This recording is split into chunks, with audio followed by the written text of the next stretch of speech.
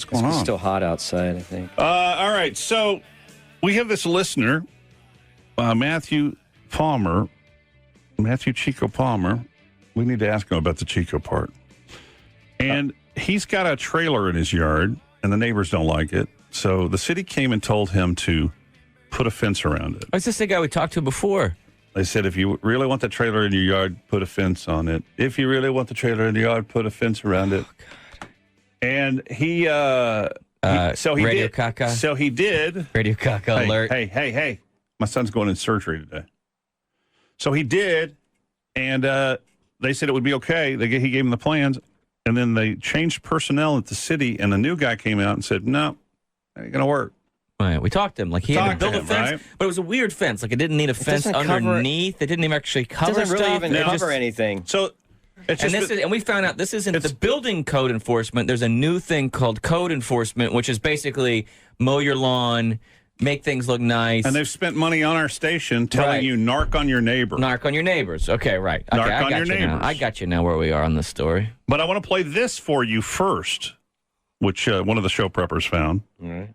This is from K-View. Now, remember, he's all this guy, dude. All Matthew has is a trailer in his yard.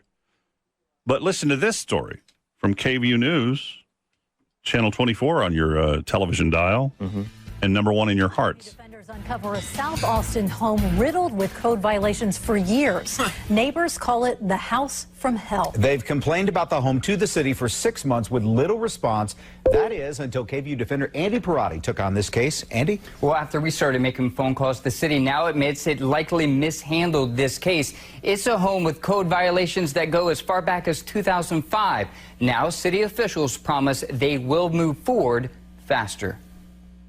Because the press got involved. So there's a house that's completely riddled with code violations that the neighbors have been complaining about for 6 months. They can't get anything done. Yet the dude who dares to build the first fence around his trailer, as asked by the city, is now constantly being harassed by the city. And it gets even better than that. Matthew's about to tell you he had a meeting scheduled with assistant manager trainee, city manager trainee Michael McDonald, also from the Doobie Brothers. Oh. And that was scheduled today. And at the same time, he was going to have 3 city council members there at his yard today. And guess what? Mr. McDonald refuses to show up if the city councilmen are there. Did this reporter interview Cowboy Carl? I'm sorry about the beeping. I did a pity troll on Facebook and people are responding. What? The beeping? No. Bob started laughing in the middle of this report, and I thought we were going to go down. What's going on? Why are you laughing? Was he laughing at the reporter? I don't know. Not laughing at. I'm just curious if he consulted with Jambi.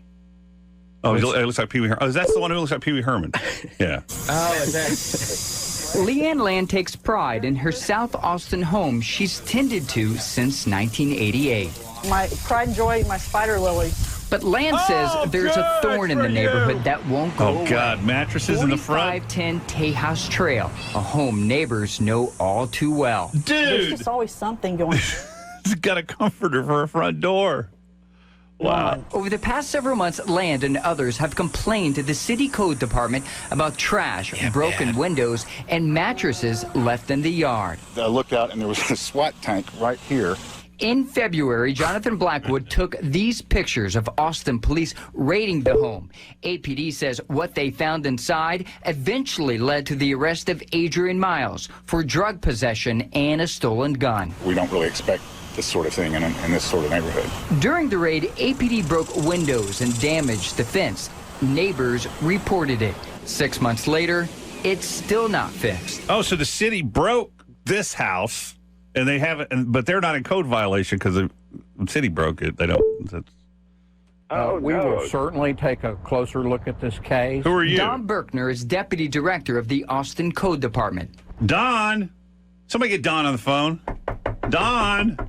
You're a little hypocritical in your code enforcement. 6 months is getting on the long end of how long it takes us to handle most of our code cases. But you won't leave a guy alone because he's in the public with the fence thing. You continue to harass him, even though you approved the fence in the first place. Berkner says a slow response from the homeowner contributed to the delays. Is it also an indicator that the city could have been a little bit more responsible on its end? It could be, and we're certainly going backwards and looking at this one. This isn't the first time neighbors have battled problems with this home, according to. So there you go. I just want to play that to show you how they're. Paging Mr. Herman. Mr. Pee-wee Herman.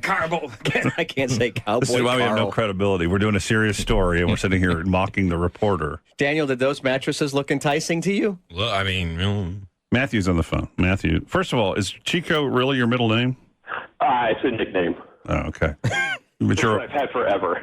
How'd you get that nickname? You're a white dude. I know, it's a long story. We got bigger things to talk about right now. paging Mr. Palmer, Mr. Chico Palmer. I think I'll decide what we're going to talk about. That's true.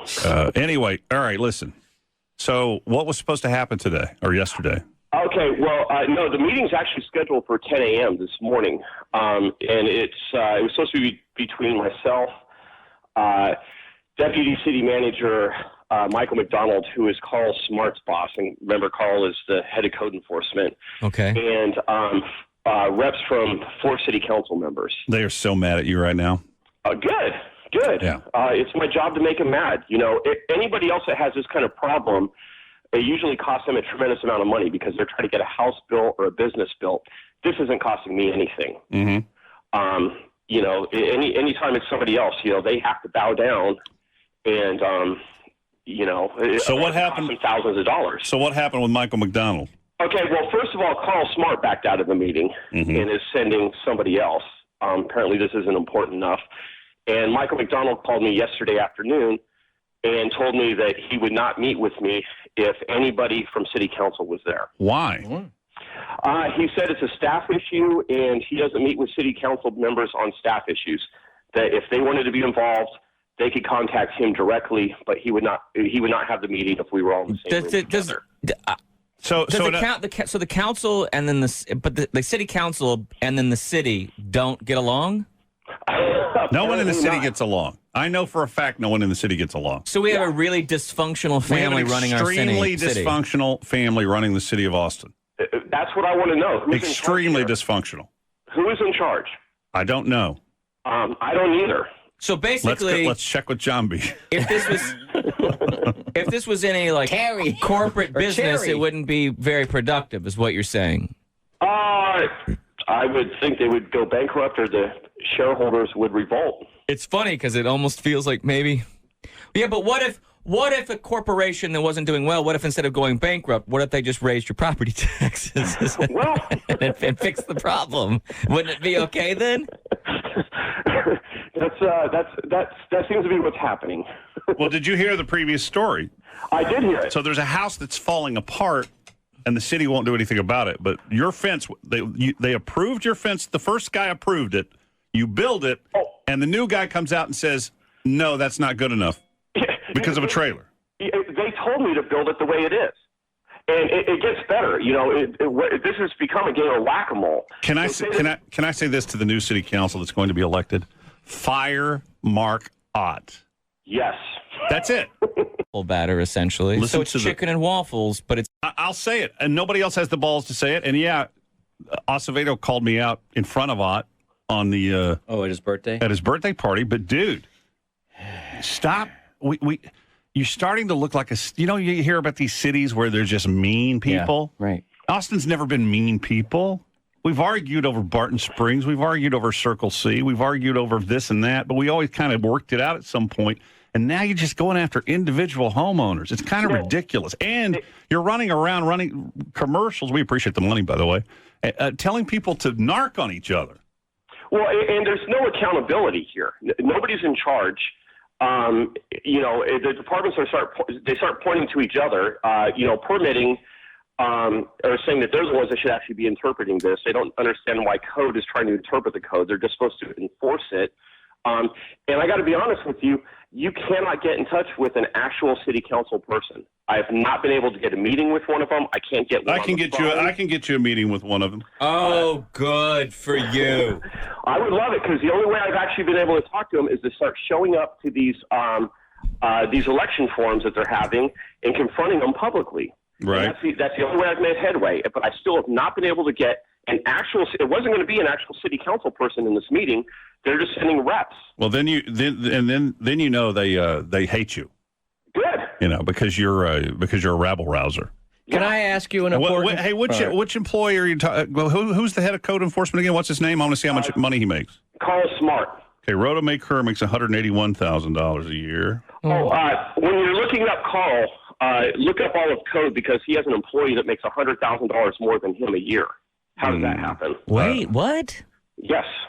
All right, I got to go through these one at a time. Chico, I have a very important question for you. Are you having any difficulty getting that U2 album off your phone? I'm on Android. I know you got problems, but we have real problems He's here in South Austin. We have real problems here in Austin. South Austin people would be Android and people. we're just tired of your bitching and moaning when people cannot get a free album off of their phone and their devices. Hold on. I got 99 problems and U2 ain't one. All right. I'm not saying. What's this guy's name? Michael McDonald makes $220,000 a year. Jeez. Well, but a lot of that is residuals from the hits. I knew it was going to happen. I knew it was going to happen. And so let's just let it happen. Hold on, Chico. Too long intro. Yeah. Let's see. Randy. Who is code enforcement? Here we go. Randy Earl Sharp of Code Compliance. We are grossly makes underpaid. $228,000 a year. Unbelievable. Yeah, look what his boss makes. I haven't found his boss yet.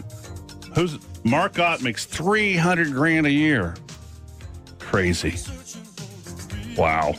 Yeah, I don't see his boss. That's all I got. Well, Carl Smart. Yeah, I don't have Carl Smart in here in this list. That was just some of the city employees. Oh, okay. All right, man. You can find it online. So what are you going to do? So you said you recorded Michael McDonald, which is legal in Texas. It's a one-party state. Yep, it's totally legal in Texas. So what did you record him saying? I recorded him saying that he wasn't going to have the meeting. Because of the city council people being there. Because of the city council people. Oh, I may want to play that on the air. I got to check the legality of that all. Did he know you were recording him? No, but I don't have to tell him either. No, I know that. I got radio rules that I got to follow. But I think if it's a news story or a public official, I think I don't know. I'll check and maybe we'll play that tomorrow. Yeah, I mean, KI, they didn't want to run the recording I have of code telling me to build the fence that way. So have you changed the fence at all? No, because I don't have to. And that's the whack-a-mole. I've actually, explained to them that the fence actually, is legal for their requirements, and then they go, from the fence not being legal to, well, it still doesn't screen the trailer. But they put a sign up in your yard now saying what? Well, the sign isn't there anymore. I took that down. What did it say? That if I don't comply, it's a $2,000 fine. They'll take me to court. Jesus, man. That's what I'm waiting for. I have a fantastic attorney, Chris Bean and Associates. Mm-hmm. And Crispy and Associates? Chris Bean and Associates. Right. And, we're ready to go to court. Yeah, but what if you lose, dude? I won't. I don't think he's going to lose this one. Yeah. No, they told me to do it. Yeah, go to jury trial, dude. Make sure it's city people that's in the city. exactly what we're doing. All right. We're going to set it for a jury. Well, there you go, ladies and gentlemen. Thanks, Matthew. Thank you. All right, we'll see. There's your horrible, there's your great city bureaucracy at work right there. Won't meet with them if city council people are going to be there because I'm scared. I wouldn't mind making 300 gur. God dang. Neither would I.